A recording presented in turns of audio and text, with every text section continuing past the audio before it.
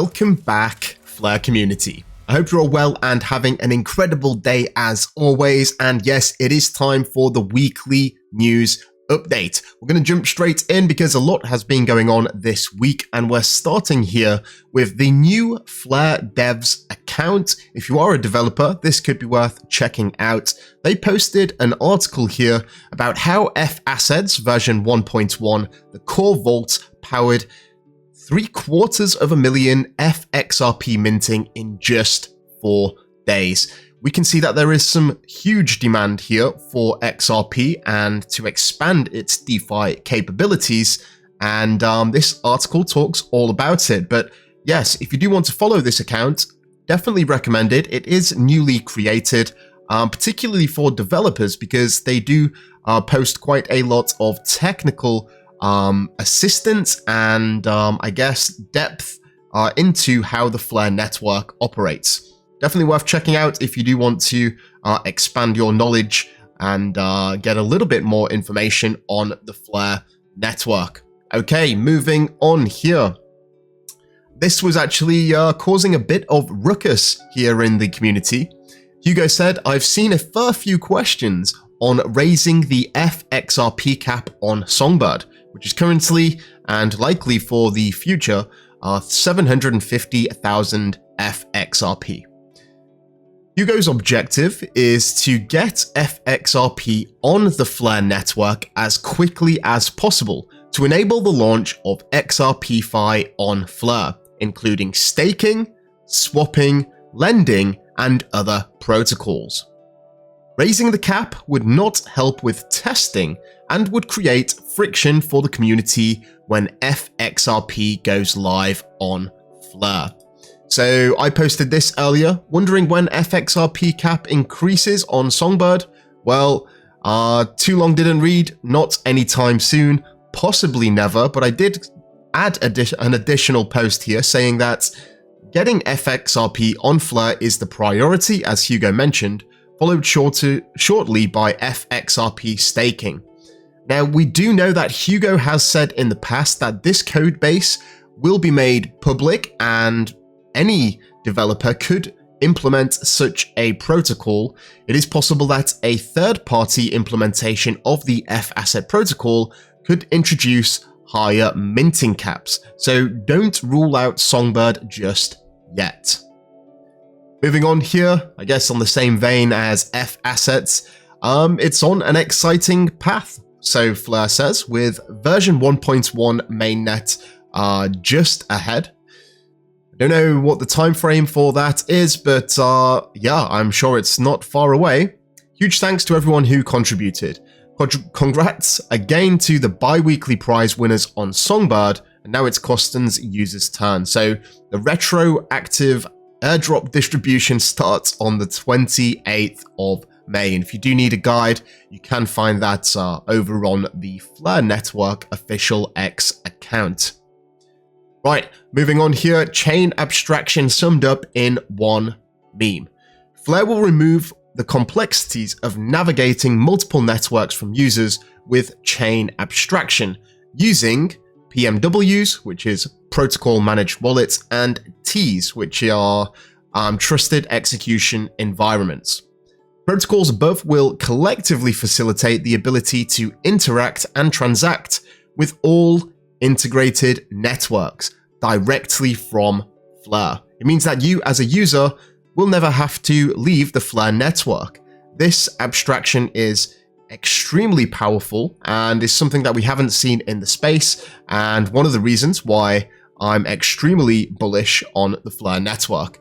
Just looking at the image here, you know, the analogy here is that you've got all of these things that are happening out of view to make the perceived view at the front end, what you actually see as a user, looking very slender and sleek. And this is chain abstraction. The more you can abstract, the more complexities you can remove from the user, having to change and configure networks and have endless amounts of native assets to power gas fees. The more you can remove of that, the better. And Flare's vision, which is one of the reasons why it's so powerful, is to be able to execute transactions on multiple networks directly from Fleur. One integration, the Fleur network, being able to transact on multiple networks. Very powerful stuff. Here we go. I posted this earlier today. So Hugo, if you didn't already know, is going to XRP Apex. It's actually a developers conference. I attended actually a couple of years ago, and it is a really good time. I'd highly recommend it for anyone that is thinking about it.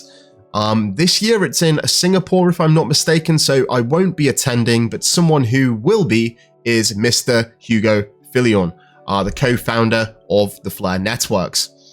I was saying here in this post that if there ever was a perfect time for Hugo to announce F assets or XRP staking on Fleur, this is the time to do it in a room filled with XRP developers and enthusiasts.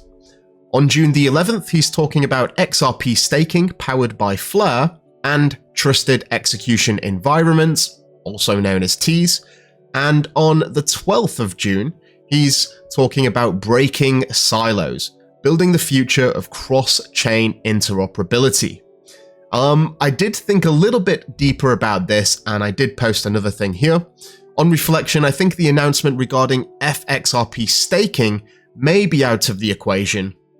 We know that FleurFi, which is being built by Centaura, formerly known as Into the Block, are building the XRP staking platform on the Fleur network. In my opinion, I don't think Hugo would front run this, and it's their announcement to make, it's not Hugo's.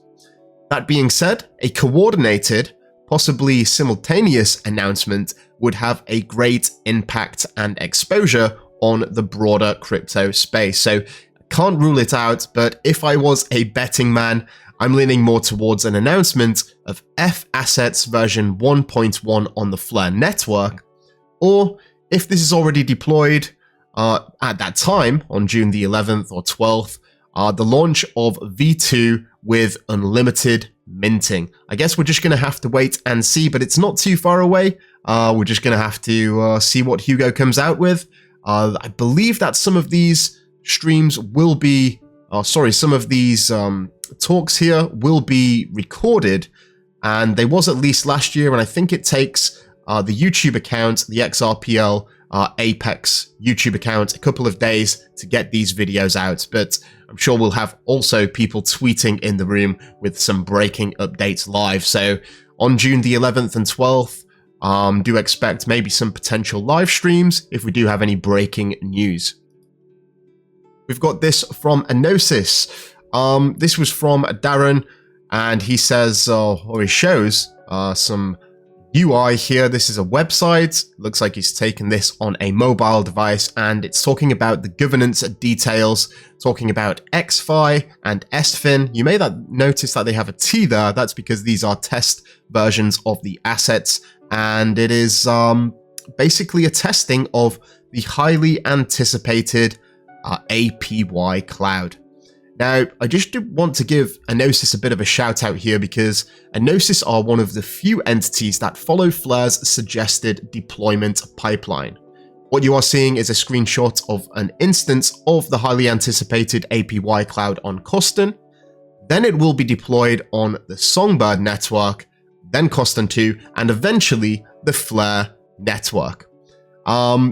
I'm extremely excited for the APY cloud, and the Enosys governance tokens have actually been doing really well recently, and I think that's in anticipation for this protocol to go live.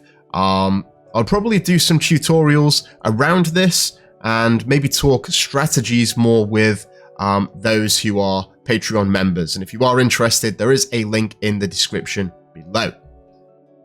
Right. Fleur says that all-time high season on Fleur is also happening, and this is just testament to it. You can see the TVL, which is the total value locked. We've got the decentralized exchange volume. We've got stable coins increasing.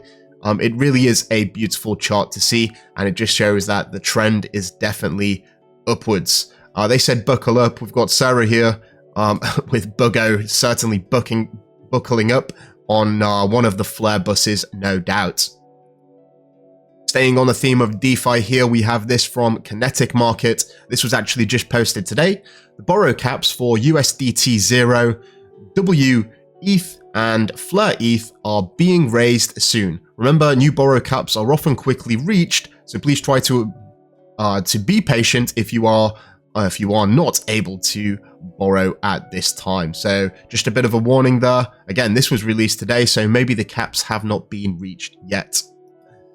Back to Enosys here. In fact, I should have ordered that a little bit better, but DEX v3 APS incentives have been updated for an additional 90 days. So for those of you who don't know, if you are providing liquidity in the Enosys v3 decentralized exchange, you can receive some of their governance tokens, specifically APS. And if you want to check out the distributions every 24 hours, you can see them here. And also some of these APS distribution pools also include RFLR. You can see them here for Helion and APS paired with USDT 0. So definitely something to check out. I am very interested in these governance tokens.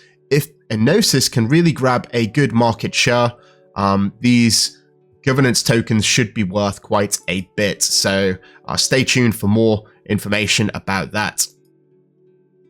Right, we got this news from FYEO, who are an audit company for the Web3 space. They've completed another audit for Aureus X's Oxenflow wallet, and read all about it here for OX Swap Router on GitHub. So I did check this out, and if we just go back here like I was, I sort of threw out a bit of speculation here. Oxenflow in-app decentralized exchange aggregator incoming. It looks probable, and if we move here to the next one, we can see native swaps are incoming. The user is connected directly to the Uniswap smart contracts deployed on Fleur. There is no middleman, and this is something that I highly appreciate. With the completion of this audit, Oxenflow unlocks the ability to take a routing fee while still connecting users directly to the contracts. We take security seriously and trust that they've performed a thorough audit and catch any potential issues. So I believe Nick did actually just put an update out here talking about when we can expect to see it. Here we go, look, token swaps en route, and this was posted just 6 hours ago. So if you do have this app installed, keep your eyes peeled for an update in the near future. Yes, Fleur Devs, full stack of dev tools for you to start building on Fleur today. As I said, be sure to follow them at Fleur Dev Hub.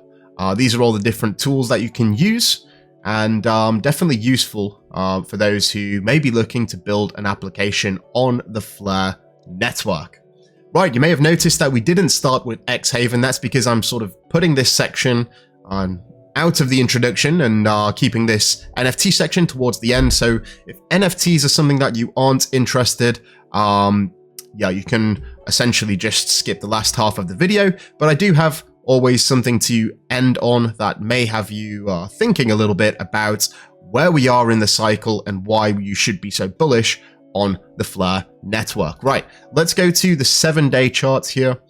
Topping the chart on the Songbird side of things is the Loyalties collection. In second place, it is Blockbones. In third place, we have the Fat Cats. Fourth place, Gateway of Destiny. And in fifth place, the Fat Leopards. Right, moving on, we're talking about Digital DYNMX. I was teasing this announcement last week, and I'm very happy to talk about DYNMX rewards which are coming. So if you are holding any Digital DYNMX powered NFT, you will be eligible for DYNMX rewards.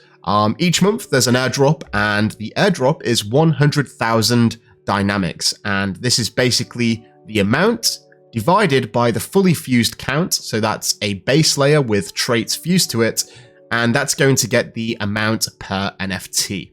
What does this mean? Well, it means that collections with fewer fully fused NFT can claim more DYNMX for each NFT, and you can see this here in the image. The Smuggler Chimps collection has a larger amount than the Yoru collection of fully fused NFTs. So per NFT for Smuggler Chimps, you can, at the time this snapshot was taken, claim 284 DYNMX, whereas with the Yoru collection, you're getting 2.5 times more than that. You can get 824. Of course, these values are always in flux until the snapshot takes place, which will be at the start of the month. That's when the first distribution is going to occur. So if you are planning to accumulate DYNMX, the DYNMX token, be sure to have your NFTs fully fused before the end of the month. I'm looking forward to this one. This is a new collection that is coming to the Digital DYNMX platform, I guess powered by Digital DYNMX. A very talented artist and illustrator here. And I did actually say if we reach 50 plus likes, and it does seem that we do have 50 plus likes. So straight after the stream, I am going to be making the announcement. It's not going to be live. It's going to be live in maybe just over a week. Once rewards go live as well, we're going to be starting the launch of the base layers. Keep your eyes peeled for that on X in just a moment. We have this from Blockbones. Yes, it is the 6th month of rarity-based rewards, which means it is 600,000 FLR going to fully fused owners of Blockbones NFTs. Every month, it increases by 100,000. So next month, it's going to be 700,000. The month after, 800,000. The 10th month, 1 million. The 15th month, it's going to be 1.5 million, all shared between Blockbones holders, depending on the rarity of their NFT. We also have some big promotions here, specifically targeted to burn the BNZ supply. We've got almost 500,000, in fact, it's more than 500,000 bones that is going to be burnt because of this promotion. And we also have an auction here. This is going to be ending in about 1 day's time, 24 hours from the time this video goes live. And 90% of this gets burnt. We've seen a massive deflationary pressure, and this is only going to continue. So stay tuned and don't sleep on bones. Right, we got this Santiago. He is a smart guy. And if you read this post here, he says that he believes that the Flare network, or the FLR token, is the most undervalued asset in crypto. I can't really see the message above because, fortunately, for me, I'm not sure if this is the case for anyone else, but the posts on X are going a little bit wonky right now. Flare seems really undervalued right now. Santiago says he thinks it's the most undervalued asset in crypto. Probably one of the reasons why he's actually building on the Flare network too, in the form of XDeFi futures trading platform, utilizing the FTSO decentralized data feed. So yeah, he's bullish on FLR, and I'm sure you are too if you're watching this video. Right, we're wrapping things up here, and I just wanted to say that I appreciate everyone that is that has been a part of this journey. So I started the Flare Community YouTube and the X account with one simple vision: to expand awareness of the Flare network and educate those who are wanting to learn. Fast forward 4 years, it's over 4 years, and I'm still here, I'm still teaching, I'm still building, and hopeful more than ever that we are on the precipice of innovations that will change blockchain forever. I think this is really, I think we're coming up to a turning point now. We've got F assets on the horizon. We've got the whole trusted execution environments and protocol managed wallets. These are great technologies, and you can see that the Flare network team really are ramping up their media presence and trying to get more exposure. I'm doing my best to do that. If you want to help gain exposure for the broader Flare community, please feel free to tell people about the channel, like and subscribe. It's very much appreciated. And that is pretty much the video. So, with that being said, I do appreciate you all for watching. I want you to have a fantastic rest of your day and an incredible weekend ahead. Take care, And until next time, I'm out. Mission Control, we have liftoff.